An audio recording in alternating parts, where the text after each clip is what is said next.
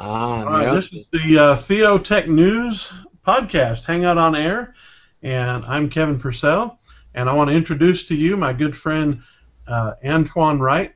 Antoine, please go ahead and tell us a little bit about yourself. Introduce yourself to anyone who might be watching us tonight. My name is Antoine R.J. Wright, and I am the founder and primary voice behind a crazy little effort called Mobile Ministry Magazine. For the last 9.5 years, I've been looking at this intersection of faith and mobile technology, discovering, observing, relating, and really trying to experiment and release efforts to make faith-based software, stand out in the mobile circle. All right, cool. Where are you from? Originally, I'm a Philadelphian. Go Eagles. He's an I live Eagles now in fan. Charlotte, North Carolina.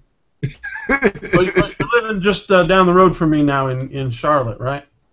Yeah, I'm in Charlotte, North Carolina, and that's where I get to play locally All right, with a cool. global focus.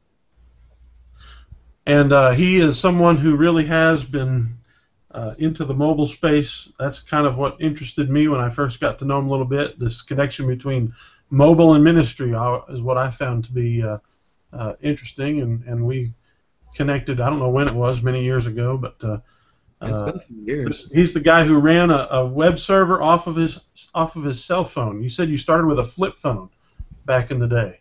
2000. That's not long after LaRosa, me and you met. Yeah. Wow. This would have been 2000. Let's see, 2007. I got to Charlotte.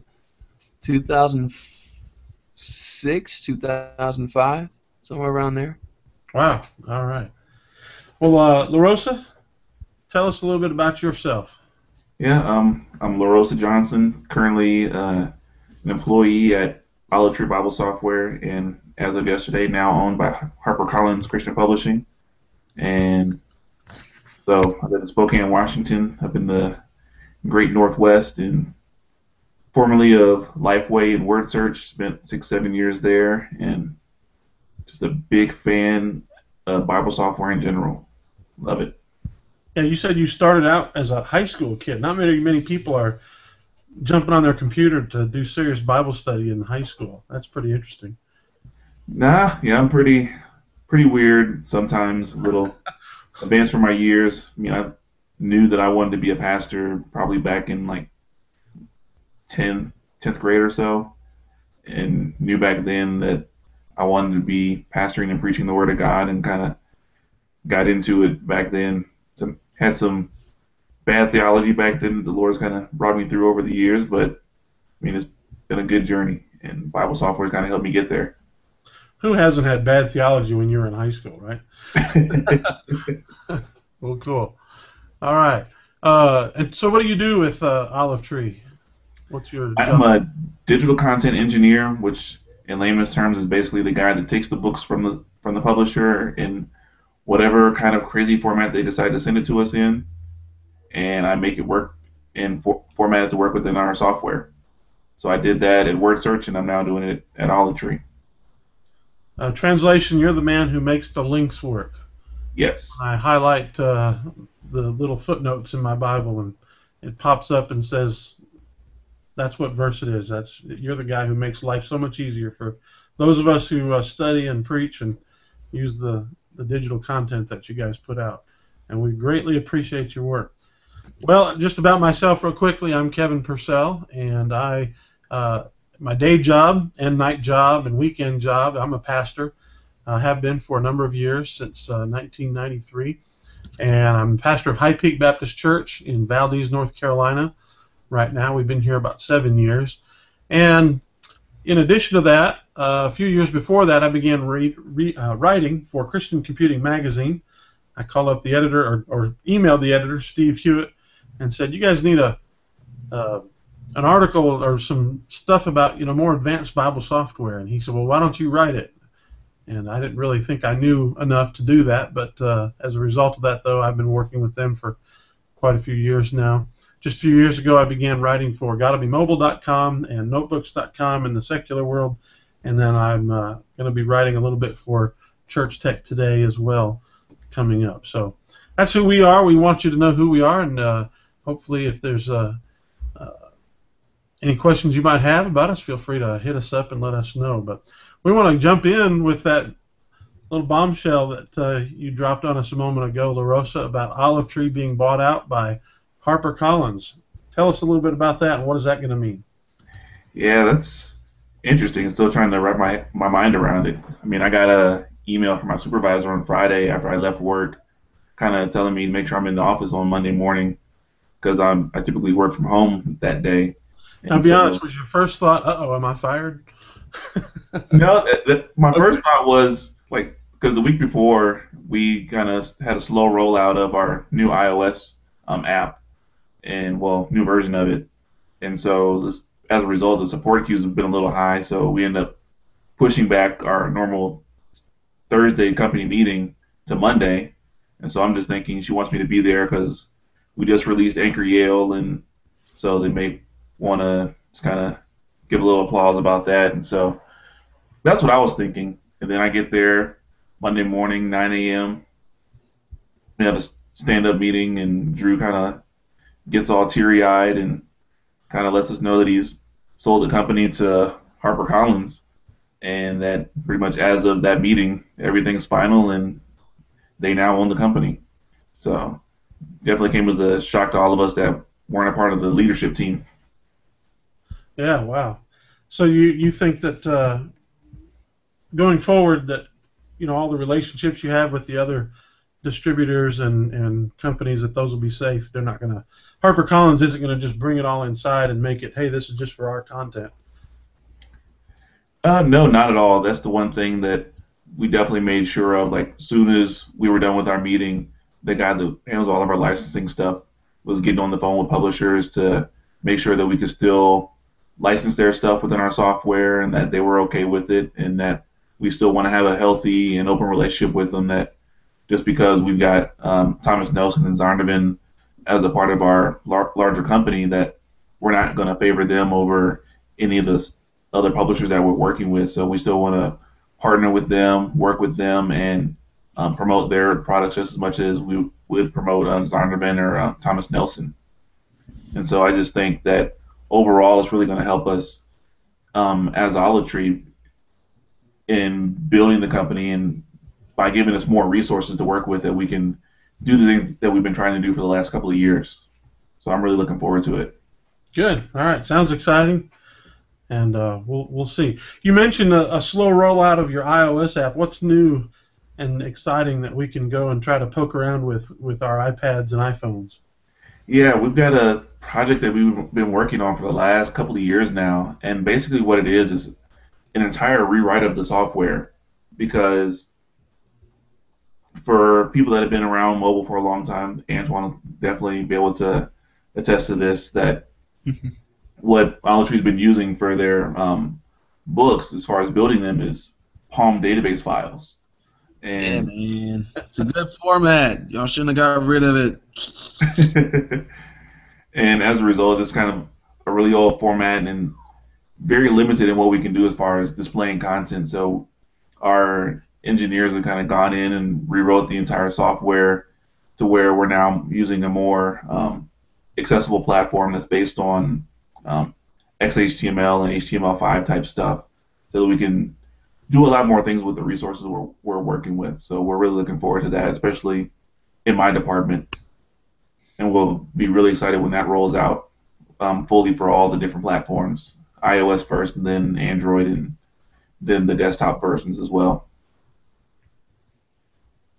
All right, so as I'm looking at mine, you said it's a slow rollout. Is that why I don't see an update, a recent update on this thing? Yeah, we've only rolled it out right now in just a couple of our small apps, like the Bible Plus app that comes bundled with the RSV, things like that, that have a small install base at the moment, just to kind of do a slower rollout before we do a wide rollout to our larger install base. That's why, because the last one I saw in here was January 29th, and I thought it's got to be, you said with the NRSV? RSV. RSV, okay. So if I do I've got my iPad open right now, and I'm actually searching for it. I don't Hey, see that's one. an error. You didn't give us one. You can't do podcasts without the same device. Oh, do That's I not need to fair. send each of you an iPad? Is that what we're talking about here? Come on, man. This is a podcast. We're supposed to share and share alike, isn't it? Isn't Well, it? I'll tell you what. I don't even see a Bible app for RSV, and I searched it on my iPad. What would I search for to find that? Um, Offhand, I wouldn't know, to be honest with you. Yeah. Okay. That's not Well, a good sign, man. There's too many apps if you can't say that. you'll just have to tell the guys over there to flip the switch and get me involved in that, so I can get a look at it. I'll see what I I'd be can do. happy to write a big column about it next month, all about that, if I can get in early. You know, I used to be a beta tester for the thing, and you've tried to help me get in, and the people over there that I'm supposed to have contacted never got back with me. So I guess I'm persona non grata at Olive Tree 2 now. No, I'm teasing about that. I'm kidding. Sometimes the folks over at Logos don't like what I write about. They're good. We won't get into all that. Anyway, well, Well, Antoine, share with us your thoughts and your feelings about this news and what we see here. oh, like kind of like we were talking about before, consolidation is not abnormal for all markets, economic markets right now. And we're certain to see, some more of that happen in the realm of Bible software. Um, the challenge with Bible software really isn't so much the software as much as is the licensing. And so Olive Tree's ability to, skillfully digitize content inside of an interface that's very conductive to studying. I believe it's like the last 3 years that they've shown themselves very well at the Bible software shootout. So Tell us, what is that for people who don't we, understand what we you're talking about there, the Bible software shootout? oh my gosh, it's a yearly gathering, and it was really small. Logos, Accordance, Olive Tree got invited a few years ago. eSword has a standing invite, and it was really a demonstration and assessment of, is Bible software good enough for study? Um, if so, what makes it good enough? And some years ago, Logos and Olive Tree jumped in, and to my happiness, something that I've been saying for a while was proven that you could use mobile products to study the Bible effectively. And Olive Tree really, took their positive comments from that and really crafted a real Bible study application, not just another reader. Well, they had So the benefit of being like, weren't they maybe one of the first mobile Bible apps, if not the first? You guys were one of the earliest, because I remember on my, like you said, you were using Palm format to format the books. hmm Am I right about that, LaRosa? You probably know the history, even though you weren't there back then. But weren't Yeah. who beat Olive Tree to the mobile space? Who beat Olive Tree? Yeah. Has anybody? Do either of Yes, you know? Layerdrin. Meridian was no, I don't think so. I think Yeah, they did. Layerdrin had a competing format, and Olive Tree actually came out of a really old Bible project called Bible Reader by a gentleman named Poetry Poon. They built their reader around his work. okay. Um, Well, I forgot about him, and so yeah, he probably was he's one of the which, earliest as well. I knew Luridian was very early on, because oh yeah, with Craig's been Quick Verse, and exactly. Jump Yeah, Ship, and they Craig's got the bought crew out member. by, what was it, Parsons Yeah, Technology or Rotorbund or somebody like that. yeah. Yup. It's a long history. I mean, the first Bible software was what, the early 80s, 83 or so, like 82, Yeah. 83. Well, like Um, I mentioned to you guys before we got started on air, I used my first Bible app was Quick Verse, run on a 5¼ inch floppy drive, and had a stack of them, and you'd search for grace, and you'd find the word in the first part of the Old Testament, so you'd have to put in the floppy drive into the disk drive, and then when you clicked on one from Psalms, you have to pull it out and swap in another one because it didn't actually install the software on the computer. And so that I was with QuickVerse going up to version 5, and then they got bought out, and it kind of deteriorated into a hot mess quick. And well, and I'll bend back into what we talked about before we went live, because that discussion was kind of fun. The challenge with Bible software isn't the software. It's really the licensing for the content. See, now you're going to get me started on my rant again. Yeah, I can get you started. Go ahead. What do you mean by that? And like yourself, I've totally removed myself from the discussion because I have pissed everybody off. There's no question about it.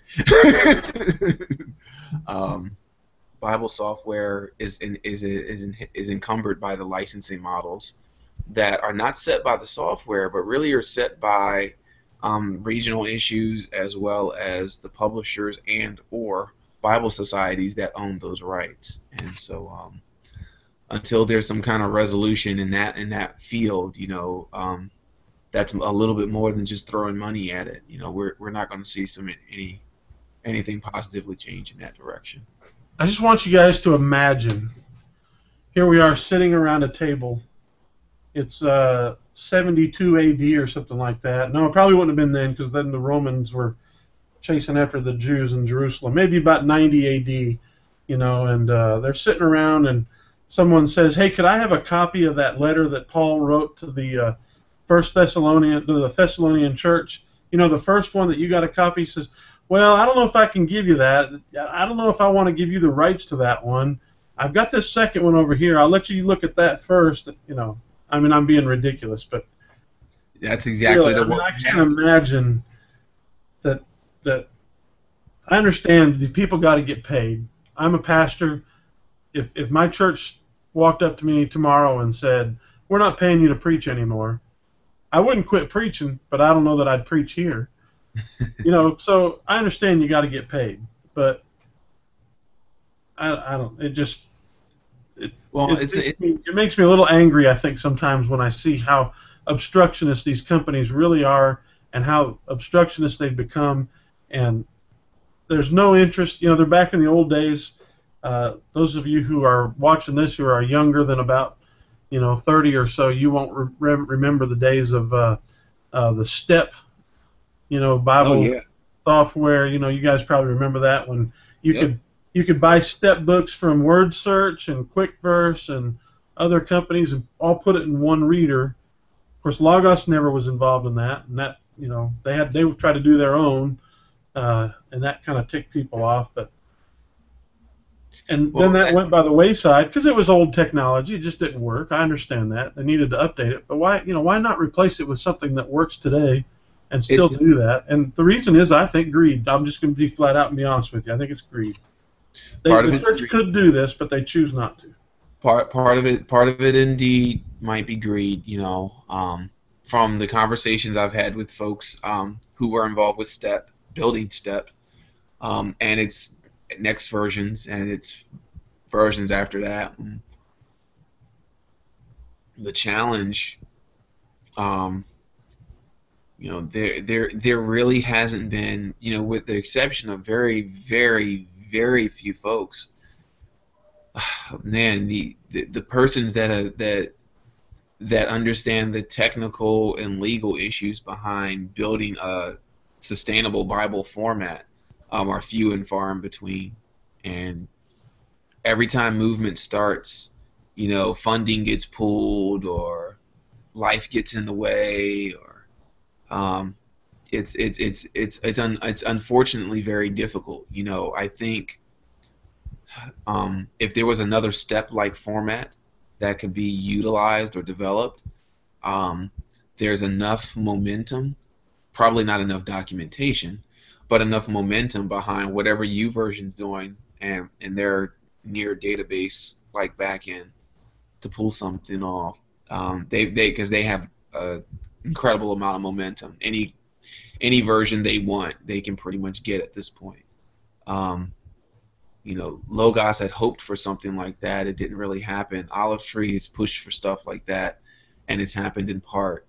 Um, but for a truly open format to really persist and survive in this space, it's really going to have to be an effort by uh, more than just us who yell about it. It's going to have to be a really big, really really big effort. Yeah. Larissa, do you want to chime in here because you do this from the other side of the divide here? I mean, do you want to share a perspective that maybe I'm not thinking about?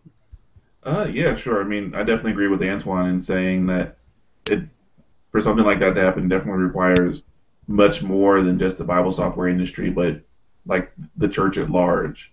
Kind of like where we see churches supporting their pastors and churches supporting global missions, that kind of thing, where it's going to take everybody to getting involved in order to see something like that happen. Because I remember coming on at Word Search right after they had come out with their new version. I think it was like Word Search 7 had been on the market for probably less than a year, maybe a little bit more. And that was when they kind of left doing Step. And we were, when I got there, doing the final conversion of Step books into their new Cross format, which they were trying to hope would be the replacement for Step. And Mm-hmm. just kind of realizing that, okay, we couldn't get enough people on board with Step.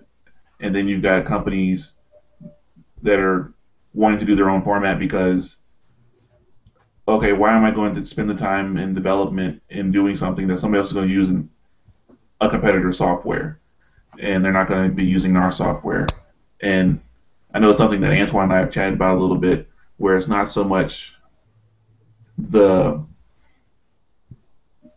the software itself, but people want to purchase the content, and then we've got the publishers that pretty much want as much money as they can get from the user. So if the user buys it in Logos, then they got to buy it from there. And then if they decide they want to switch platforms to say Olive Tree, then they've got to buy it yet again instead of just having a license to the book that they purchased that they can take from one software platform to the other and possibly just paying the additional cost of whatever it costs that company to format it and get Mm-hmm. that value add. And that's the bugaboo. That's the problem. You know, if I could buy everything that's available and use it on Olive Tree, then it wouldn't be a problem.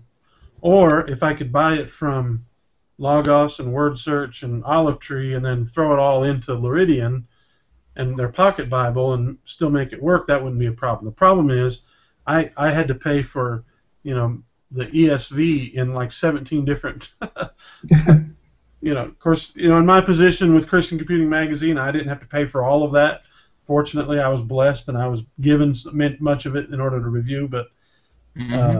for people who want to be able to use, look, there's this awesome feature in Olive Tree, and I want to use that. But there's also this great one over here in PC Study Bible, and I want to use that. And boy, that BibleWorks does original language so well. I want to use that.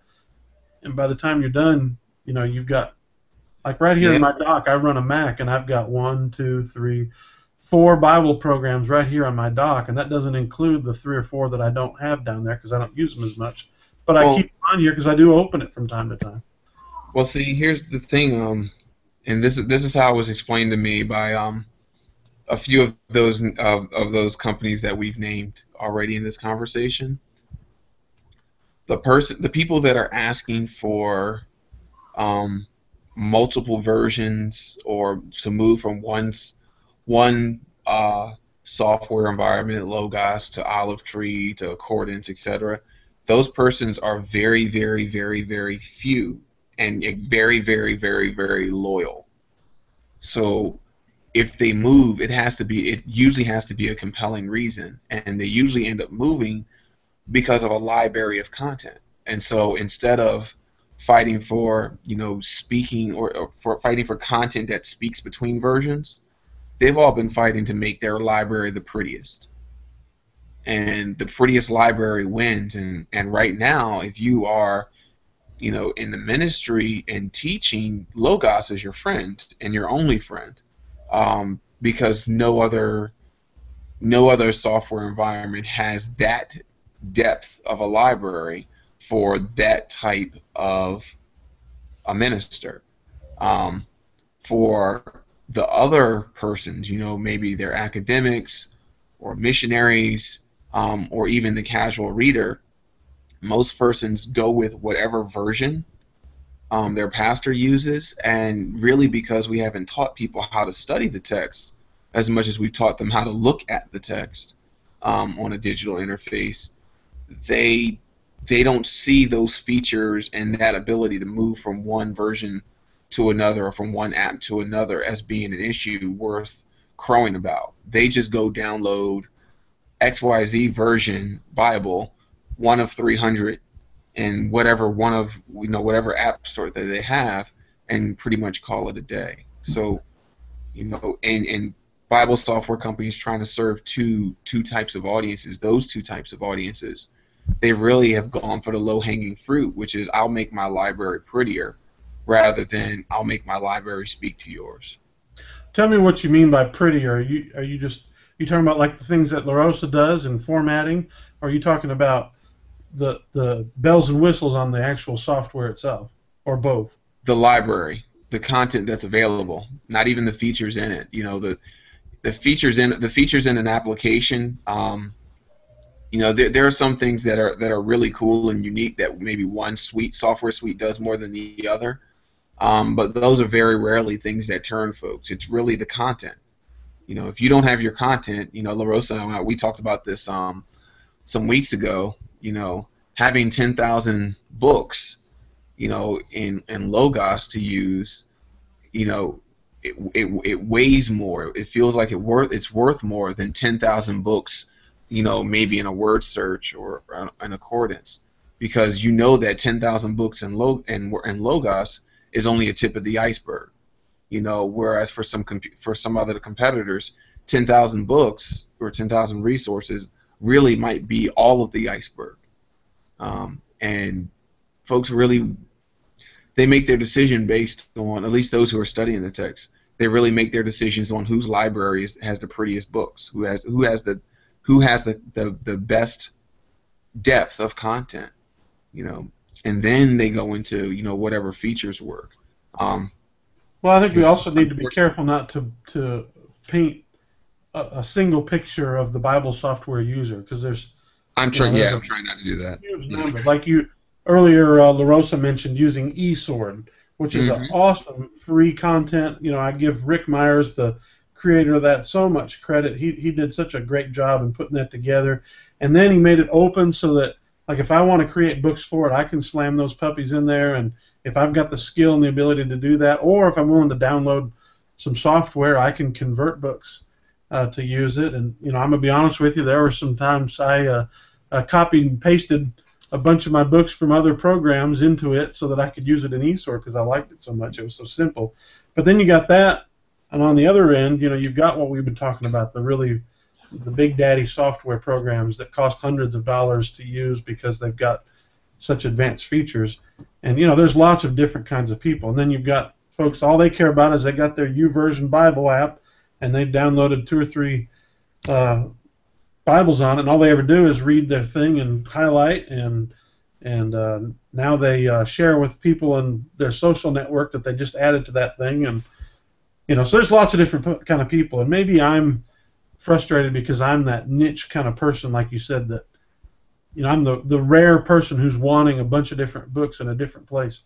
But I do want to maybe put an exclamation point on this part of the discussion and say we need to highlight somebody who's doing this right, and Accordance, to my knowledge, is the only company that if you can prove to them that you own books in another competing software format, they'll give you a discount. Essentially what they're doing is they're going to give that book to you at their cost. And so, if I own the New International Commentary of the Old Testament and New Testament in Logos, which I do, if I want to, I can go over to Accordance and say, look, see, I've got this screenshot to show you that I own this content. Can I have it in yours? And they'll give it to you at their cost. And I want to give them a lot of credit because I think that's maybe the best way to do it. If people are willing and want to pay a little extra to get these books in different places they can using a system like that. I just wish, maybe some of the others would try that. Hint, hint, La Rosa, get on the horn and call your new overlords at Harper and say, hey, we got a great idea for you. Yeah, I mean, I agree. That's the way it should be done. If you want it in another software and you've already bought it, you should be able to get it at whatever it costs them to develop the materials, not the added costs. And so I just want to give them credit. Well, let's move in a different direction. We've been talking about Bible software for a while.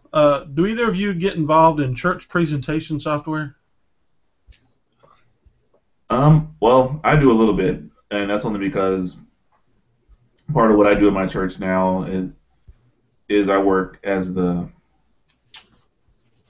production manager, basically. So I make sure video gets recorded and that all the media shout stuff is put up on the projector Sunday mornings for lyrics and stuff. So you use Media Shout, is that what you said? Yeah, we use Media Shout. Okay. How about you, Antoine? Are you involved? You're showing something there. What do you... I'm just reflecting you. You okay? No, I've been involved in that at all? You play with church presentation software? I used to worship and proclaim. What was another one? Oh, there was one more. Oh gosh. I used to, and that's when back in the days when I played on the AV team. How With about the church. PowerPoint? Did anybody ever have to use PowerPoint for church? Oh yeah, always. Always. How painful was that? It wasn't. You didn't think it was? No, because I was the one person that knew how to use multiple monitors with PowerPoint in my church. So I Yeah, was but still getting the content into PowerPoint, Oh no, easy. not Easy. nearly as easy as like what you're talking about, Live Worship, Song Show Plus, Presenter Pro, or whatever it's called, Media Shot. Nah, easy peasy. Copy paste. Well, anyway, Seriously. the reason I bring it up is I've discovered some pretty cool tools from two different sources. One of them is Media Shout, and the other one is ShareFaith. And what they've done is they've created plugins for PowerPoint. And essentially what you do is, because I'm on a Mac, I can't show it to you. I'd turn on screen share and show it to you. What they're basically doing is they put a plugin in PowerPoint that adds a new ribbon tab. If you've used PowerPoint, you know it's got the ribbons across the top of the screen now for home and formatting and different things. Well, they've got a new one, and that tab, you open it up, and it has links where you can just really quickly enter Bible, lyrics, video, and for ShareFaith, the cool thing about ShareFaith, I don't know if you're familiar with ShareFaith, they've got a database of really great worship media, videos, backgrounds, loops, countdowns, all that kind of stuff. And you can drop that right into PowerPoint with just a few clicks. And it makes it a lot easier and a lot cheaper because our church, we use Media Shout. Well, that's like $300, from day one to use it. Even to upgrade it, I think it's $150 or $200 when they come out with a new version. But if you've already got PowerPoint, like a lot of people do, or if you can't even afford getting the full one, all you got to do is get a Office 365 subscription for $60 for your church, and you get all of the Office suite, and then throw another, I think that's $90 for ShareFaith, and maybe $100 and something for Media Shout. Bridge is what it's called, Media Shout Bridge. And so I just want to throw that out to you. If anybody is looking for that kind of a thing and they're sort of stuck with PowerPoint or they can't afford one of the more costly versions, that's a real good sort of middle road to get the content in there. Have either of you seen one of those? Mm-hmm. Yeah. What do you think? It's funny. I'm almost oblivion towards it. I think after working behind the scenes and toiling with the broken slideshow, you really like seeing stuff that's really nice and smooth. And I've seen ShareFaith, and that is a pretty slick product there.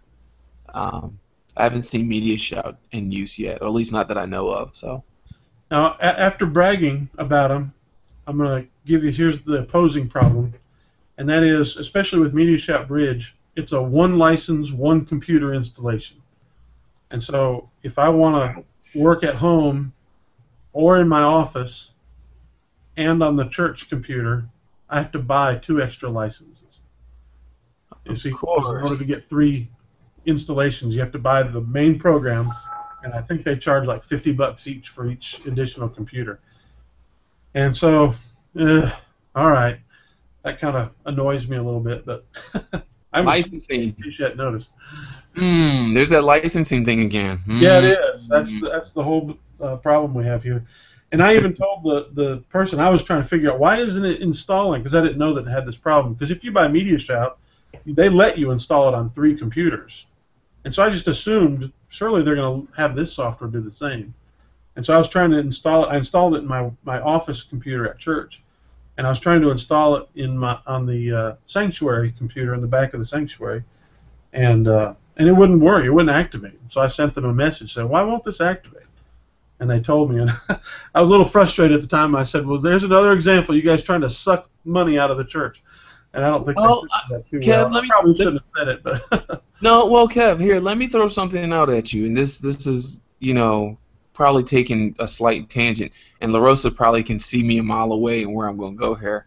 One of the neat things that mobile has done, and really specifically, not just mobile, but tablets have done, is that it's really untethered parts of how we do administrative tasks in our sanctuaries, and giving some of our AV guys a little bit of power to take maybe a personal device, and then adding a license for enterprise or the church, and then kind of getting some of those admin tasks done.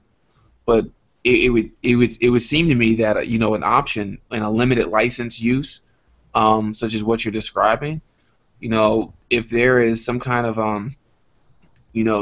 agreement between that TheoTek and the church for paying for the license for this software, and then that computer, whether it's a laptop or a tablet, is something that can be plugged into the church's network, and that way that shared license, that one-use license, can span 2 different environments. It can be in a home environment when things are being set up.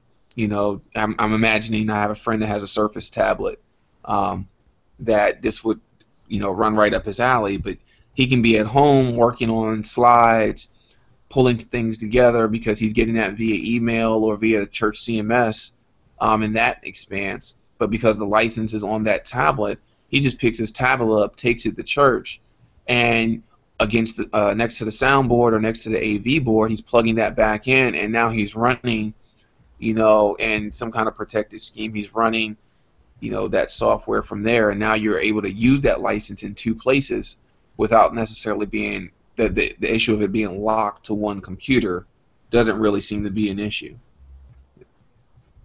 That makes sense. One thing they responded when I mentioned this to the support person that I was emailing with that MediaShout, and he said, well, it's not really designed for you to have to install on all the different computers. You just install it in one place where you're doing all your work, and you build your PowerPoint presentation there, and then using something like Dropbox or just email it or whatever, you can move the presentation over to the other computer, and the other computer doesn't need the plug-in to run the presentation because it's all there. And so I can see that, but my problem is, I build the presentation for my sermon. I come up with all my slides, my own slides, as far as visuals that I use to help illustrate my messages, and I do that at home. It's usually on a weekend. It's usually I'm done with my sermon when I'm really organized Friday morning, and then most of the time, sometime on Saturday, and so I'm working on those visuals on Saturday night, and I don't want to walk over to the church or drive for people who live further away from their church and have to do it over there. But then it's on Sunday morning when I pull out the, maybe I could get more organized with our music director and say, could you send me the songs for this week? But see, I'm not normally the one who does that. That's somebody else who enters the songs, and then we'll have announcements, and someone else will email that person who runs the presentation the announcements. And so it really does need to be in more than one place. Now I know if anybody from Logos ever listens to this, they're going to say, well, just get Proclaim, and you can run it on as many computers as you want as long as you don't run it at the same time. Yeah, but that's not really your problem. Like your problem is not the content problem. Your problem is actually workflow. Why aren't you guys using a CHMS? What do you mean? Church management software, content management system for churches. For organizing our church presentation? For everything from Well, from contact management all the way to getting your content together for Bible studies and services. well, I don't know of a church management system that handles a church worship presentation. Do you? Not off the top of my head, but maybe that's something to investigate for our next tech talk. Our next Well, TheoTek. why don't you look into that for us? Because I don't know of any. As far as I know, most of those are dealing with communication and attendance and giving tracking. And the honest reason that we don't do that is we're a small church who has folks that, my church treasurer, he's got a system. He's been using it for forever. Someone set up a spreadsheet for him probably 10, 20 years ago. Oh God, no. Same one. We don't have a secretary to track the attendance. Gosh, no. I'm not. No. You didn't just say all of that, man. Yeah, that's where we're at. I'm sorry, that's where we're at. Church management system in a church like mine, and here's the thing, that's 90% of the churches in America. I know, 90% of the but churches don't have more than 75 to 85 people in them on Sunday morning. Yeah. And so that's the reason why we don't have things like that. It's a big investment for a church like ours. I'd love to have it, but I'm not going to be the one to enter, the attendance and records every week. I just don't have time. I can't do it. And I don't have a full-time secretary or even a part-time secretary who will do it. My secretary she's a wonderful person, but she's volunteer and she does the bulletin, and that's it. Well, I mean, but that's what a good content management system is supposed to do for you guys. It's supposed to allow you to have those roles without, the administrative overhead of somebody really having to make sure it got done. Yeah, that's the ideal, right? Yeah. Pie in the sky doesn't always taste good on Earth, I know, that's my daily. I hear what you're saying, and you're talking to the choir here. I'd love for us to be able to have something like that, and for a small church like ours, I think it would help us to be able to track all that, the attendance, to have a thing shoot out a report, email it to our outreach director, and say, here's the 42 people who weren't at church on Sunday, and assign the folks who can follow up with them, and send it to the pastor, and I can make phone calls to people who've been gone. Give me a report that says who's been gone for 2 weeks in a row, that kind of thing. But you got to have someone to enter that data before it can spit it out. You do. And that's my fault as a leader. I haven't organized the volunteer people to do that kind of thing, and we could do it if I was doing that. But that just throws one more. Hey, you know what? I'm a full-time pastor in a small church. That's the way life is. It is, and I'm wondering,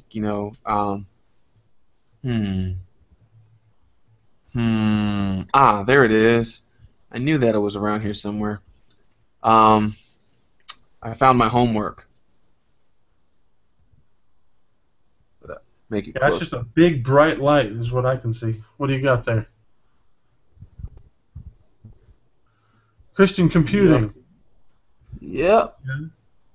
Oh yeah, I know. We've got a big database of the best church management software, but most of those are, like I said, it's attendance tracking, giving tracking, and that's what I'm looking for. Calendaring and things like that. We needs workflow. That's what everybody just needs workflow.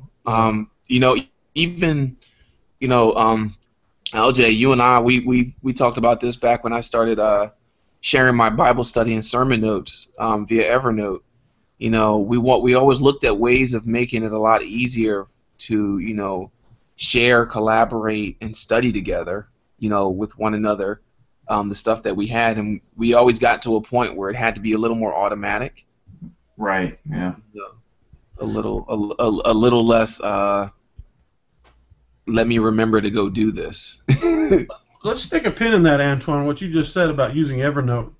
We don't have time right now to go into that because we've been on here for a good while, but I'd love for us to talk sometime about just that. I've got Evernote. I even pay for a Prime subscription to it, but I use it very little, and so I'd love to hear more about what you do. Again, like I said, we don't necessarily have the time to go too much into depth about that.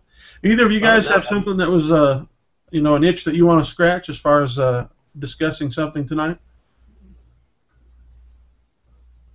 LJ does. Go for it, man. What you got? No, I mean not really. I mean we kind of hit the big thing with me with just the olive tree being acquired by HarperCollins, and that's kind of at the forefront of my mind right now. Just trying Okay. to let that sink in. How about you, Antoine? Anything else you want to jump on tonight real quick at the end here? I definitely want to give some kudos to the folks, the steering committee at the Mobile Ministry Forum. There have been two really, really excellent presentations done. One in Chiang Mai in April, and the other one just last week. I believe that Clyde just gave me the presentation deck for that. It's really neat seeing, for all the times that the body bickers about different little things, and sometimes big things. It's really neat to see, parts of the body really just coming together and saying, "Oh crap, there's a whole lot of mobile phones out there, and we don't know how to put Jesus near people with it. What can we do?" And not really people going out and trying their own solution, but they're trying to figure out what everybody else is doing, has done. So I want to give a good shout out to those guys because between those two presentations and the ongoing mobile ministry course, it's really neat seeing the body respond, especially the missional community, really get on board with mobile. It's really neat. Some neat stuff there. All right, well, good. LaRosa, where can we find you if people want to see what you're doing online? Let's see. The best place to find me is my personal website, urban-scholar.com. And from there, you can pretty much find me on Twitter, Google+, Facebook, Evernote, and wherever else I kind of share my digital self. And then, of course, I blog on Olive Tree's blog every now and then, so you can find me on olivetree.com and some of the stuff I do there.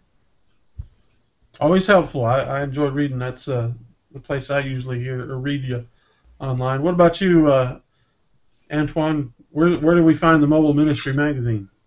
You can't. No, I'm just kidding. It's on a phone somewhere. All right, then. Well, that's the end of our show. No, go ahead. Tell us.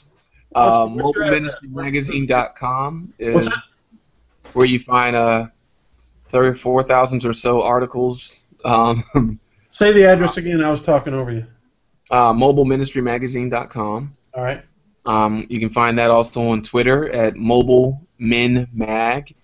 Or really easy, look for the hashtag MobMin, MOBMIN. Not just Mobile Ministry Magazine, but a number of folks around the world, including Holloman, who use that tag in order to point to what's happening in faith and mobile. And then personally, you can find me at AntoineRJWright.com, and all the really good, important stuff is linked to from there. All right, well, cool.